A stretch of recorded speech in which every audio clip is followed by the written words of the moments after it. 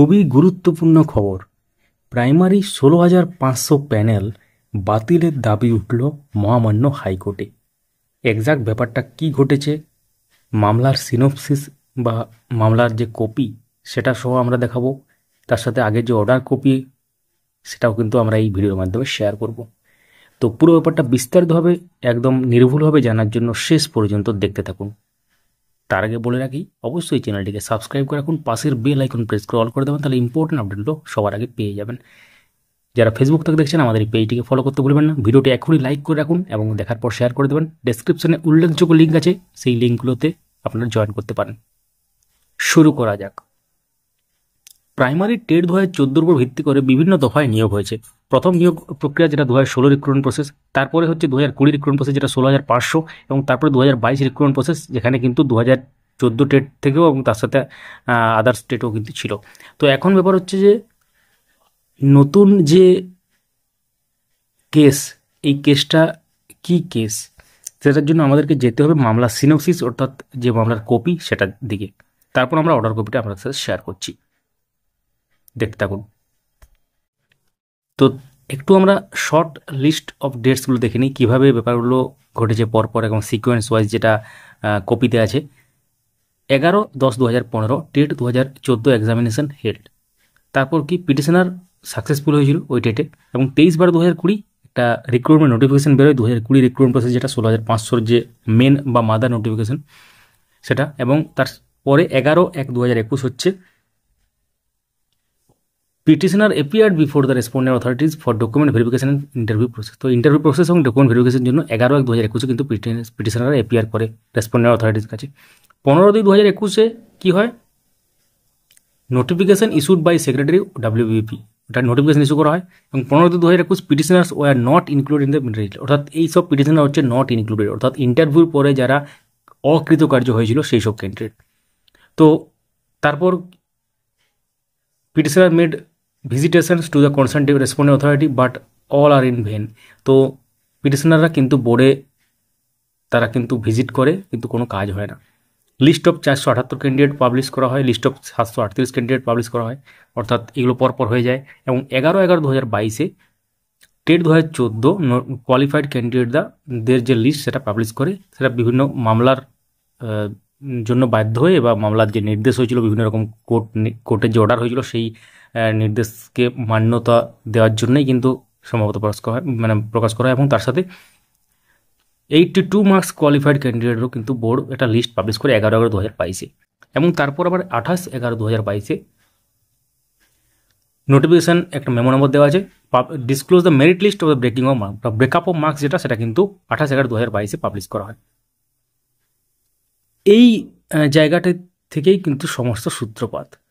After perusing said lists, petitioners find that several below score candidates and ineligible persons are get appointment, but the petitioners are not get any appointment even after having more score. তখন petitioner কি realise করে, ওই breakup of মার্কসের যে পুরো তালিকা দেওয়া হয় পুরো একদম টোটালটা, সেখানে তারা রিয়েলাইজ করে বা দেখতে পায় যে পিটিশনার থেকেও কম নম্বর পেয়ে ওই লিস্টে আছে কিন্তু পিটিশনারদের নাম সেখানে নেই, অথচ পিটিশনারদের স্কোরটা বেশি আছে।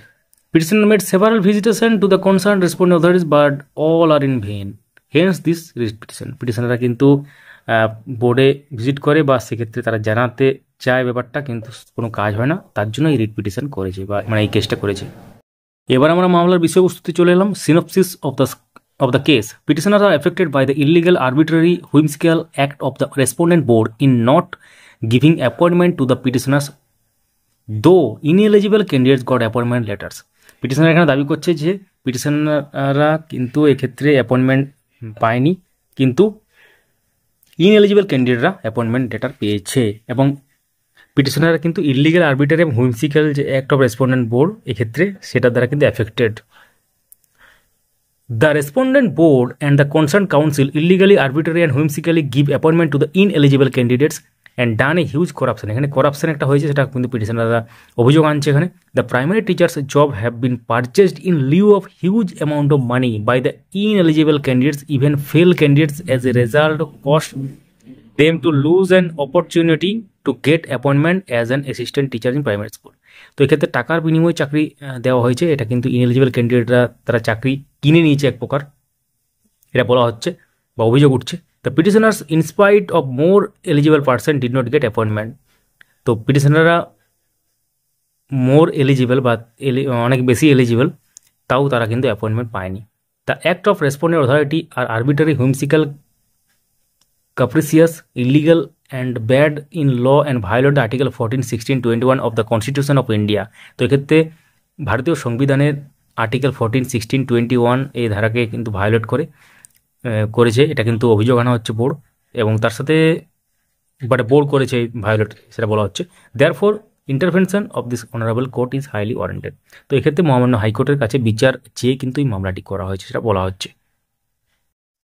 তো এরপর বলি আপনাদেরকে যে আজকে মহামান্য আদালতে কি হয়েছে। তো আজকে মহামান্য আদালতে পিটিশনার পক্ষে জুনিয়র আইনজীবী উপস্থিত ছিলেন। তিনি তখন 5% মানে অ্যাকচুয়ালি বোর্ডের পক্ষ থেকে যেন 5% মামলা সম্পর্কিত বলা হয়, কিন্তু হঠাৎ করে তখন আইনজীবী ফিরদৌস শামীম মহাশয় আসেন। তিনি হঠাৎ করে এসেই এক্সাক্ট ব্যাপারটা তুলে ধরার চেষ্টা করেন, কি হয়েছে কি না হয়েছে ব্যাপারটা নিয়ে। তো তিনি বলেন যে এটা 2020 রিক্রুটমেন্ট প্রসেসের ব্যাপার, 16,500 প্যানেল, এবং 16,500 প্যানেলে মানে বোর্ডের যেটা মেরিট লিস্ট দেওয়ার কথা ছিল, মেরিট লিস্ট তুলে নেয়, এবং তারপর তারা বোর্ড প্রথমে বলেছিল যে সাইবার অ্যাটাক হয়েছে তার জন্য তুলে নেওয়া হয়েছে বা কিছু এরকম ব্যাপার বলেছিল। তারপর পরবর্তী ক্ষেত্রে কিন্তু আর কোনো রকম ব্রেকআপ মার্কস বা মেরিট লিস্ট কিছুই দেয় না। তো পিটিশনার আইনজীবী যেটা বক্তব্য যে পিটিশনারদের সুযোগ দেওয়া হোক বা চাকরি দেওয়া হোক, অথবা পুরো প্যানেলটা কিন্তু সেট অ্যাসাইড করা হোক বা বাতিল করা হোক, এটা কিন্তু একদম এক্সাক্ট বলেছেন। এবং তারপর কিন্তু রিপোর্ট সাবমিশনের একটা ব্যাপার বলা হয়, এবং পরবর্তী দিনে মামলাটি উঠতে চলেছে আবার। এবং আমরা আজকের অর্ডার কপি এসেছে কিনা সেটা দেখাবো এখন লাইভ, তার সাথে পরবর্তী কবে শুনানি হবে সেটা যদি লেখা থাকে অফিসিয়াল সাইটে সেটাও দেখাবো। তার সাথে আগে যে অর্ডার কপি যদি থাকে সেই অর্ডার কপিটাও আপনার সাথে শেয়ার করবো, সেখানে কী লেখা আছে, তাহলে পুরো ব্যাপারটা আপনি বুঝতে পারবেন। তো কেস ডিটেল দেখার জন্য আমরা মহামান্য হাইকোর্টের অফিসিয়াল সাইটে চলে এলাম। সেখানে দেখতে পাচ্ছেন এখানে পরবর্তী শুনানির কোনো সেইভাবে ডেট দেওয়া নেই, সেটা আগের ডেটেই দেওয়া আছে, এখনো আপডেট হয়নি ব্যাপারটা। তো আমরা অর্ডার কপিতে চলে যাব। তো এটা আগের অর্ডার কপি, আজকের অর্ডার কপি এখনও আপলোড হয়নি অ্যাকচুয়ালি। তো পরবর্তী সময় আপডেট বা আপলোড হলে আমরা আমাদের টেলিগ্রাম চ্যানেলে দিয়ে দেবো। আপডেট মাস্টার 4 লিখে সার্চ করুন, টেলিগ্রামে পেয়ে যাবেন। তো এখানে দেখতে পাচ্ছেন Achintya Prasad Samanta and others versus the state of West Bengal others. পিটিশনের পক্ষে কারাগারে ছিলেন এবং তার সাথে WBB পক্ষে কারাগারে ছিলেন। দেখতে পাচ্ছেন কি লেখা হয়েছিল, এটা আগে রিপোর্ট ফাইল করার ডাইরেকশন দেওয়া হয়েছিল এবং 3 উইকস ফ্রম দ্য ডেট দেওয়া হয়েছিল, একটা 4 উইকস ফ্রম হেন্স ফাইনাল ডিসপোজালের জন্য এটা রাখা হয়েছিল। এটা কিন্তু লেখা ছিল, পার্টিকুলার সেভাবে কিছু থাকেনি, এখানে পরবর্তী যে দিন লিস্টেড হবে সেটা কিন্তু লেখা ছিল। তো আমরা আজকের অর্ডার কপি দেখলাম যে এখনও পর্যন্ত আপলোড হয়নি, সেই জন্য এই ভিডিওর মাধ্যমে শেয়ার করতে পারলাম না। পরবর্তী সময়ে কিন্তু হয়ে যাবে, হয়তো আগামীকাল বা পরবর্তী সময় যখন আসবে আমরা টেলিগ্রাম চ্যানেল দিয়ে দেবো। তো এই ছিল পুরো ব্যাপার। অবশ্যই ভিডিওটি লাইক করুন, সবার সাথে শেয়ার করুন, এবং আমাদের এই এফোর্ট যদি ভালো লেগে থাকে সেটা অবশ্যই চারিদিকে শেয়ার করুন ভিডিওটি। তাছাড়া আপনারা যদি এটার সাথে কিছু অ্যাড করতে চান বা কোনো মন্তব্য থাকে এই আজকের ভিডিও সম্পর্কে, সেটাও কিন্তু কমেন্টে লিখতে পারেন। কোনো প্রশ্ন থাকলে সেটাও লিখতে পারেন, আমরা প্রত্যেকটি প্রশ্নের উত্তর দেওয়ার চেষ্টা করবো। Thank you so much for watching.